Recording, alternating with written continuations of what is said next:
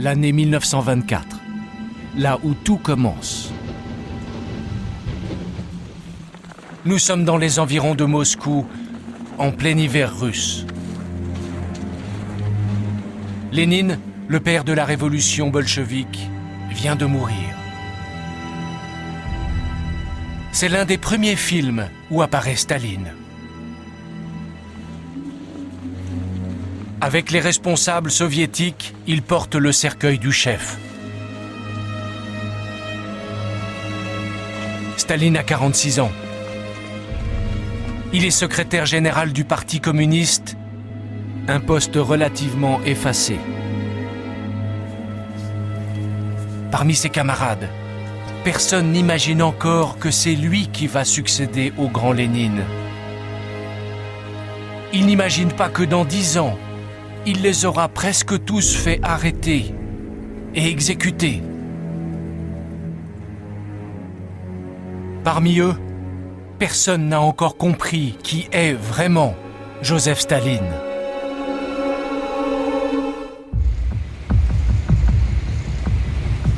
Pour ses camarades, c'est un personnage insignifiant.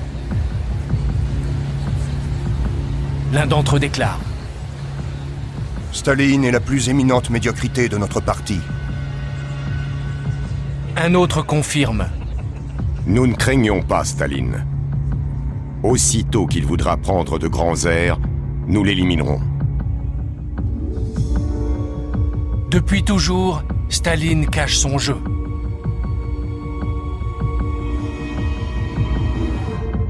Son vrai nom est Yossif Djougashvili. Il est né en 1878, au temps des tsars.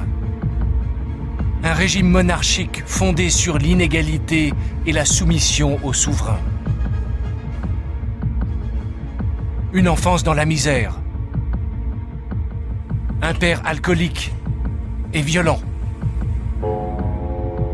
Éduqué par les moines orthodoxes, il a basculé très tôt dans la lutte contre le tsar et a pris le nom de Staline, l'homme d'acier.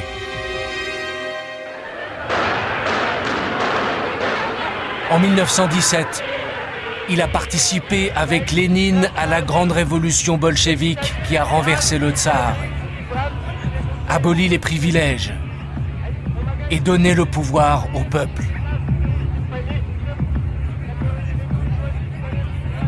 Dans l'ombre de Lénine, il n'attend qu'une occasion pour prendre le pouvoir. La mort de Lénine est cette occasion. En 1924, il réussit par des manœuvres dans le parti à écarter le plus haut personnage du moment, Trotsky, avant de l'exiler vers le Kazakhstan.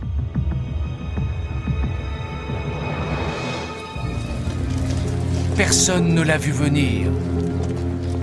Mais Staline, en quelques semaines, s'est emparé du pouvoir.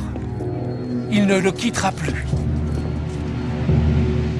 Il choisit de s'installer ici, dans la citadelle du Kremlin, l'ancien palais des tsars.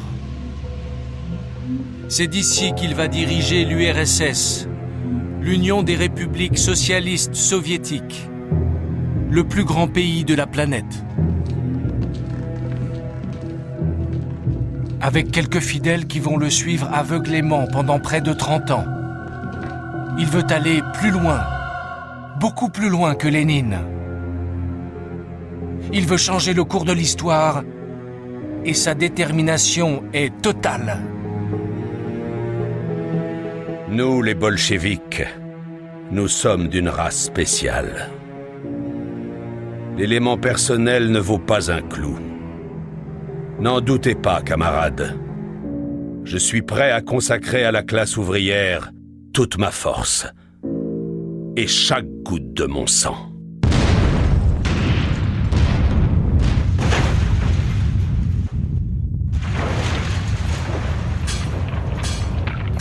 Staline veut faire table rase du passé.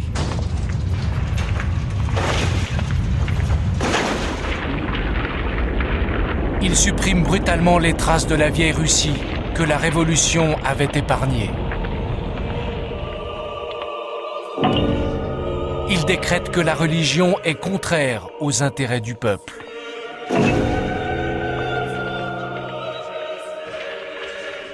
Dans tout le pays, il fait décrocher les vieilles icônes orthodoxes avant de les détruire.